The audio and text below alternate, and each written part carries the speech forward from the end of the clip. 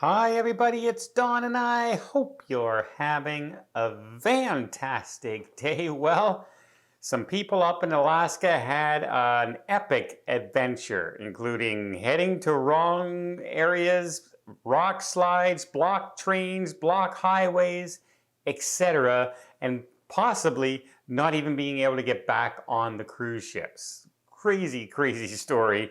Also, we have another story about passengers upset with the compensation offered when a cruise had a dramatic itinerary change, as well as cut short a day early, all because of a typhoon heading towards where they're going. Also, one more thing, Princess in 2026 is going to have 8 ships in Alaska. And one of them is going to be their newest and biggest ship.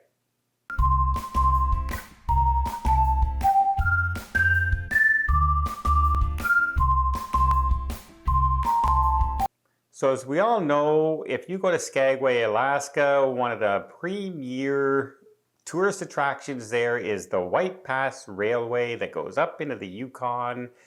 Well, some passengers were on that train heading up there when all of a sudden, once they got to their destination and the train turned around and were on their way back, a rock slide happened and crossed over the tracks, blocking their return visit back to Skagway.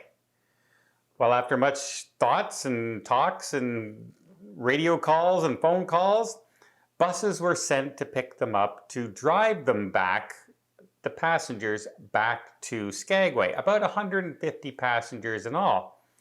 Well, the 4 buses arrived, they loaded them all up onto the bus and started to head back, and lo and behold, the rock slide had covered the road back to Skagway as well. When that was discovered, the Port and Safety Bureau in Skagway closed the port completely, and now passengers were stuck in Canada.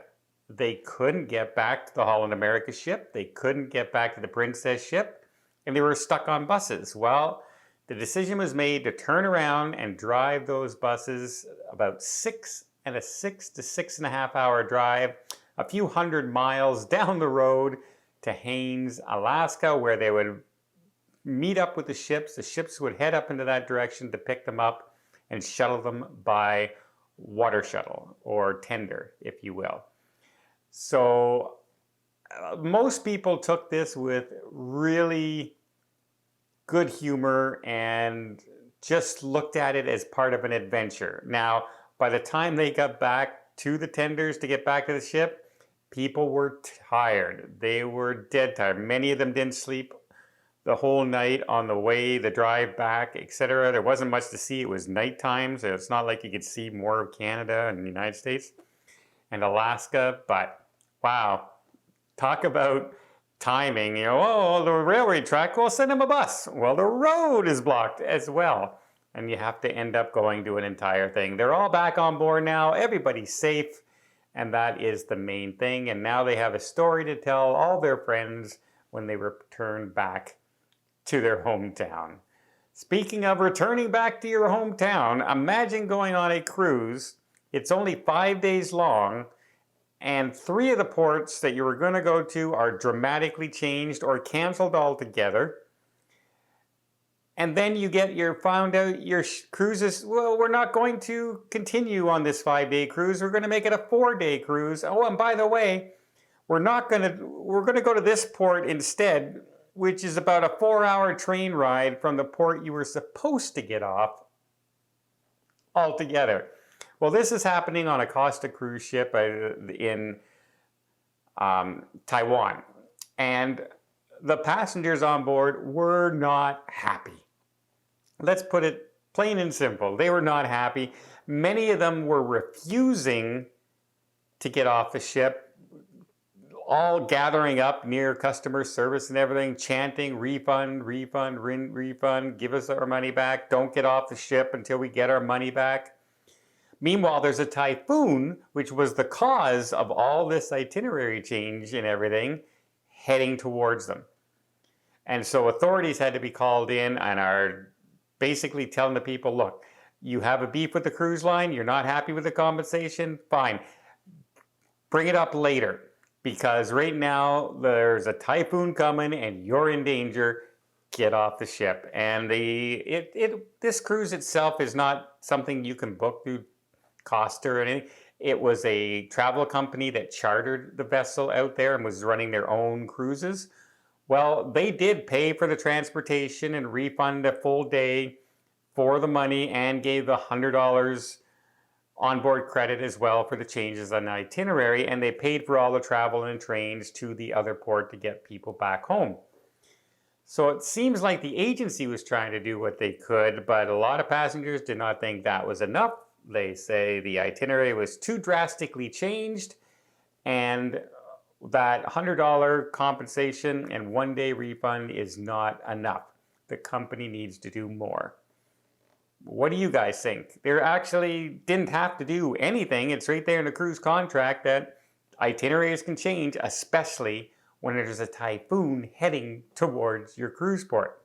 Usually, they would keep the ship out longer, wait for the typhoon to go by and then go back in. In this case, they went in ahead of time, wanted to get out of the way, and I guess save some money or something. But yeah, passengers definitely not happy. Some people who will be happy? Princess fans. Especially if you are a fan of the Sun Princess, because one of the premier destinations in the world is Alaska. And Princess pretty much is like #1 in Alaska. They always send the most ships, and in 2026 they're sending 8 ships to Alaska for that season. And guess what? The brand new Star Princess, which launches in 2025, will be that ship. It'll be leading the other 7 ships. It'll be the premier ship in that area. And if you've ever been on the Sun Princess yet, with the closed dome and the variety of entertainment on board, I think they're going to have a hit on their hands in Alaska with this cruise ship. It does seem suited quite well for Alaska. I think with the indoor pool, etc., I think it's going to go over really, really well. And yeah, hey, if you can go to #1 destination in the world and you can get on a ship like the biggest brand new ship of a cruise line, that's always an incentive. I know Royal Caribbean wishes that they could send an Oasis class ship up into Alaska. I know they wish it would fit up there. It just doesn't.